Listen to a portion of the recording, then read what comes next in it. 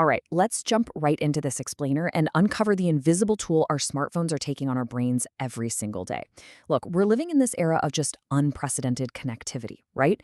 We literally carry around these little glass rectangles that give us the entire world at our fingertips.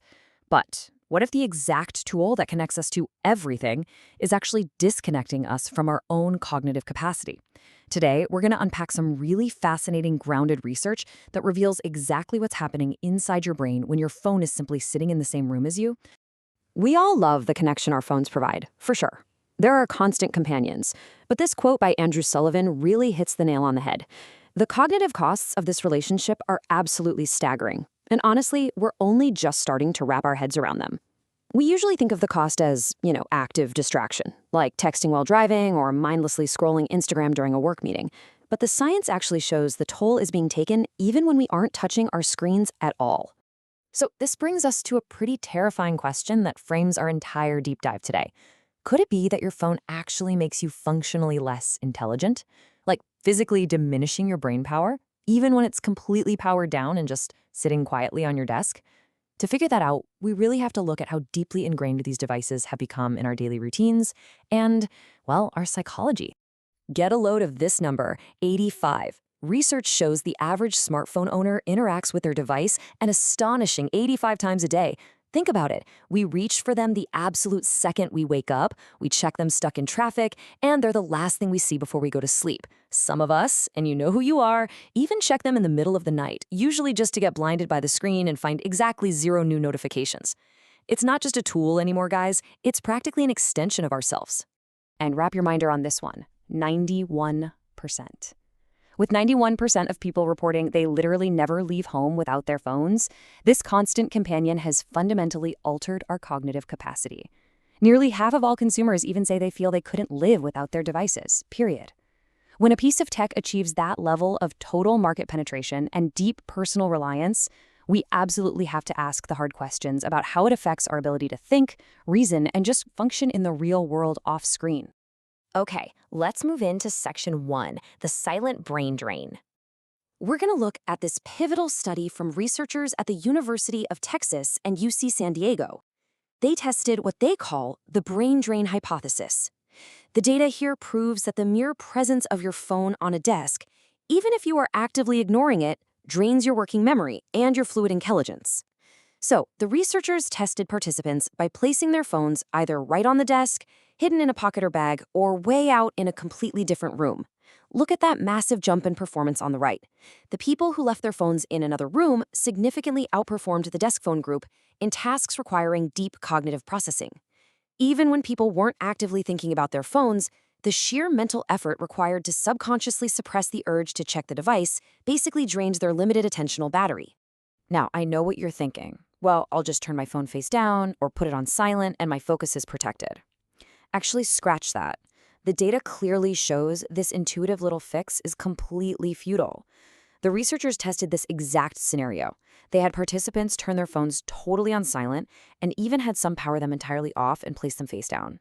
Guess what? It didn't matter. The cognitive drain was still there. If the phone is salient, meaning it's right there in your environment and your field of vision, your brain is using up incredibly valuable processing power just to ignore it. And here is the absolute cruelest irony of the whole thing. The more you depend on your smartphone, the more severe the brain drain effect is when the device is near you. Breaking down the test subjects by their self-reported smartphone dependence reveals a lot. For folks who rely heavily on their phones, the cognitive gap between having the phone on the desk versus in another room is huge.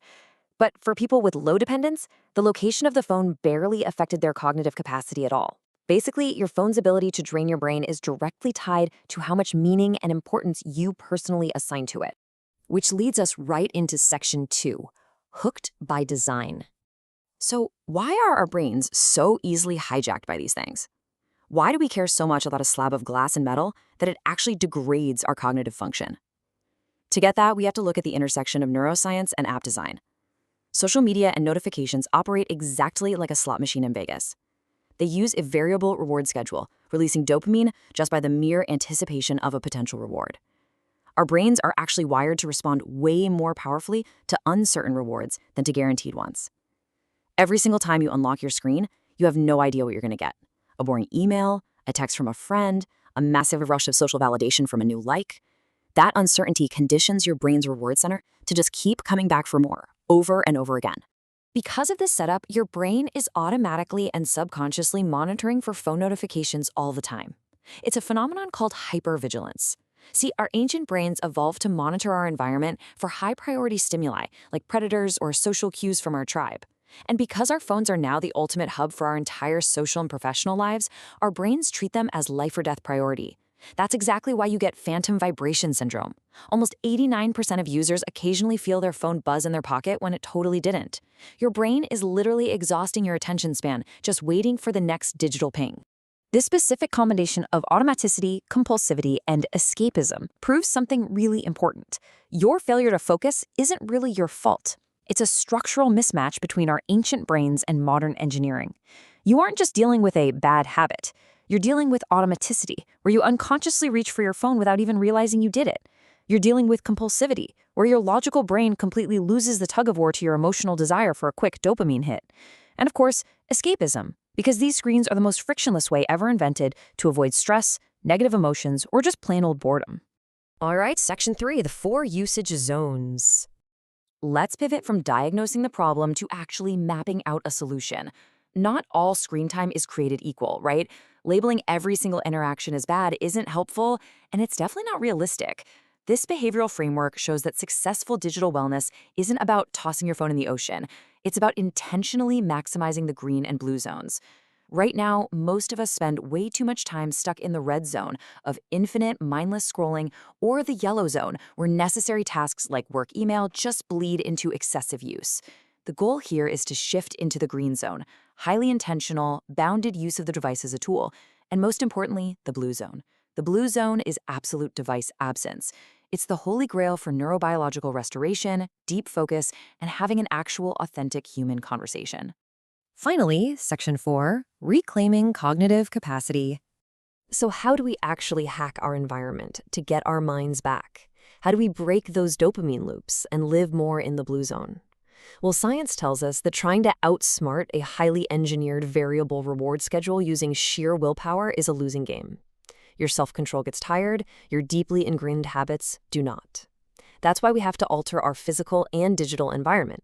We have to make bad habits harder to do by introducing friction and make good habits easier. By removing visual triggers and adding physical friction, you can stop those automated dopamine loops right in their tracks.